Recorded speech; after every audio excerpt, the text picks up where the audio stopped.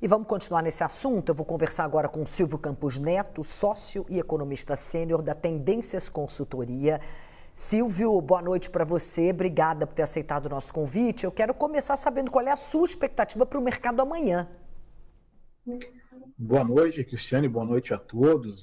Claro que é um momento um pouco delicado, e devemos observar uma reação tanto quanto instável. Acho que tem dois lados nessa história. Claro que há uma preocupação com a questão fiscal, que já vem de longa data e mais recentemente foi um tema que ficou um pouco de lado, mas conforme essas questões vão ressurgindo e o ciclo eleitoral se aproxima, fatalmente é um tema que voltará ao radar dos investidores. Mas, de outro lado, foi também uma sinalização que não é boa para o governo, que vinha se recuperando em termos de popularidade. Mesmo na semana passada teve uma vitória grande no Congresso com a questão do imposto de renda, mas dessa vez houve um sinal claro ali de limites, para essa agenda. Então, nesse contexto, os mercados até podem receber positivamente essa sinalização que corta um pouco, ou quebra um pouco essa dinâmica, essa sucessão de eventos positivos para o governo ao longo dessas últimas semanas. Como é que fica agora a situação do governo sem SMP alternativa ao IOF? Estou falando da situação de metas, situação fiscal. Então, o governo terá que tomar algumas decisões, Claro que ele até pode insistir em algumas medidas aí por outros caminhos, mas fica muito claro, e não só por essa decisão de hoje, mas por outras também tomadas pelo Congresso ao longo aí dos últimos tempos, de que iniciativas, medidas visando o aumento de arrecadação, elas chegaram no limite. Quer dizer, claro que aí você pode até ter a questão eleitoral, partidária, também tendo um peso nessa decisão, sem dúvida que houve também isso, como o próprio deputado mencionou. Claro que há também lobbies, que acabam impedindo algumas medidas aí de prosperarem, que até podem ter seu mérito, em termos de lógica econômica, de correção, de distorções, mas o fato é, estamos num processo já de alguns anos, de novo, de um aumento expressivo do gasto público.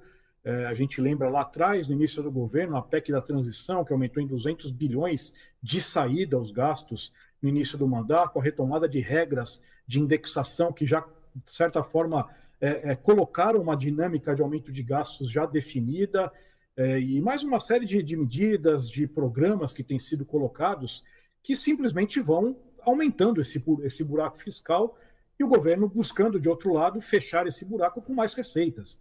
E num país com uma carga tributária já tão elevada, onde já se transfere tantos recursos para a União e para os estados e municípios, claro que há uma reação, da sociedade via Congresso contra esse tipo de saída. Então, acho que também tem esse aspecto e que coloca o governo numa posição difícil, porque ele tem compromissos assumidos que estão, como eu disse, elevando as suas despesas. Isso vai continuar, no ano que vem, ainda mais no ano eleitoral. E aí, ao mesmo tempo, ele não tem mais mecanismos, salvo algumas poucas possibilidades. O próprio IOF, que é um imposto regulatório e que ele recorreu recentemente, que foi até a origem de toda essa confusão. Então, sobram poucas alternativas e qual deve ser o resultado? Talvez um deles, a mudança da meta fiscal para o ano que vem. É fato que já o mercado não está mais dando muita importância para o cumprimento ou não de metas, porque o fato é, até 2026, o governo vai empurrar essa situação com a barriga, como tem feito, e eventualmente até mudando essa meta para o próximo ano, dada essa derrota de hoje, sendo que a preocupação efetivamente é numa questão mais estrutural. Todo mundo sabe que a partir aí do ano que vem, a partir de 2027, medidas muito mais duras terão que ser tomadas no lado dos gastos. E o que talvez essa derrota de hoje sinalize é que esse problema fiscal já contratado a partir de 2027, eventualmente ele pode chegar um pouco antes e complicar mais o cenário eleitoral para o governo no ano que vem. Se a gente olhar para a economia como um todo, quais são os efeitos, Silvio? Em termos da economia de forma geral, os efeitos não são tão significativos. Na verdade, a economia ela vem num processo agora mais recente de desaceleração, depois de alguns anos de um bom ritmo de crescimento. Claro que parte também dessa retomada forte veio também graças ao aumento aí dos gastos, principalmente olhando na parte de rendas aí das famílias, que estimulou o consumo, mas o fato é, dado o próprio desempenho econômico acima do que se estima como potencial e os desequilíbrios que isso tem gerado, né? Inflação, própria questão fiscal, mercado de trabalho, os juros subiram e a economia está desacelerando. Quer dizer, então, de certa forma, em termos econômicos, essa decisão em si, para curto prazo, eu não vejo que ela terá uma grande implicação, mas claro que ela atua muito mais no sentido de expectativas, né? Dessa avaliação, né, por parte dos mercados em termos, de um lado, do próprio risco fiscal que isso representa e a confirmação desse panorama de que não há mais caminho suficiente para você cobrir aí buracos com o aumento de arrecadação e também a própria questão política, as implicações que isso terá para 2026, e isso fatalmente faz preço, né, nos ativos, se não agora no curtíssimo prazo, mas é um tema bastante importante para os próximos meses, conforme, né, o tema eleitoral for se aproximando. Vou passar para as perguntas dos nossos analistas. Vamos começar pelo Vinícius. Silvio, você falou em possibilidade de mudança de meta já em 2026. A gente estava esperando, tudo mais na linha do que estava projetado, mudança de arcabouço em 2027. Agora, mudança da meta, claro que ninguém está ligando para a meta, que é uma meta fictícia, mas é assim, o indicador, é o segundo indicador fraquinho de desempenho fiscal do governo. Se mexer nisso também, vai ficar a impressão de que a coisa está descabelada. Você não acha que o governo vai tentar antes fazer canetaços aí para tentar aumentar imposto e cortar emenda e tentar ainda conseguir aprovar alguma daquelas medidas de redução de despesa que estavam nesse pacote? Porque, convenhamos, mudar a meta já em 2026 vai causar alvoroço. Vinícius, eu tendo a concordar contigo. Na verdade, o cumprimento da meta, como eu disse, para os mercados já não é algo que realmente mude muito o preço do dólar, né? Até porque a situação fiscal já está, de certa forma, dada, né? Tem que ter mudanças porque o quadro atual não é sustentável, nem por mais 2 ou 3 anos. Agora, o fato de haver o cumprimento de metas dá um discurso importante para o governo. Ele pode simplesmente dizer, fui fiscalmente responsável, cumprir as metas estabelecidas no arcabouço, ainda que os mercados saibam, os analistas, todo mundo saiba a forma, né, que esse alcance foi obtido, né, mas ainda assim daria um bom discurso para o governo. Então, talvez até por isso, o governo vai tentar ao máximo, né, evitar essa decisão. É que talvez ele não consiga, porque no fundo a diferença agora, né, para a meta realmente ficou grande com essa derrubada da MP. Mas, de novo, né, existem algumas possibilidades, né? Seja alguma canetada, como você falou, mesmo na parte de um contingenciamento, mesmo que seja difícil, né? A margem discricionária hoje ela é pequena, vai tentar mexer com emendas naturalmente, né? O que também gera um ruído político, mas é uma opção. Enfim, é questão da gente, inclusive, todos fazermos as contas, aí, os cálculos e ver o que realmente, né, o governo tem de margem de manobra visando essa tentativa ainda de não mudar a meta. Mas, de novo, o quadro agora ficou muito mais, né, apertado do que já estava.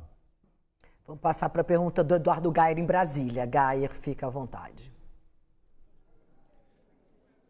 Silvio, boa noite. O fato é que a situação fiscal do governo ficou um pouco pior, ainda que a meta não seja um fator central para o mercado, por ser praticamente fictícia nesse momento, mas não tem, neste momento, um foco de onde tirar esses 17 bilhões para 2026. O Vinícius até falou da possibilidade de canetaços, você falou sobre a possibilidade de aumentar a IOF, mas a minha pergunta é a seguinte: essa dificuldade do governo em aprovar pautas econômicas no Congresso não pode levar o governo a uma radicalização no seguinte sentido: bom, eu não consigo fazer essas aprovações, eu vou para a rua e vou pedir ajuda, por exemplo, para a taxação de super rico, vou pedir ajuda para fazer um enfrentamento maior ao combate de privilégios e ter uma agenda que é mais desgastante para o mercado. Ou seja, se não houve uma composição possível, a radicalização não pode ser um caminho até mais tenso para o governo federal no sentido de movimentação dos ativos no mercado? Olha, Gayer, eu diria que é uma possibilidade, mas também não é muito do feitio, né, do presidente Lula transmitir aí uma mensagem de radicalização, ainda mais no ano eleitoral, né?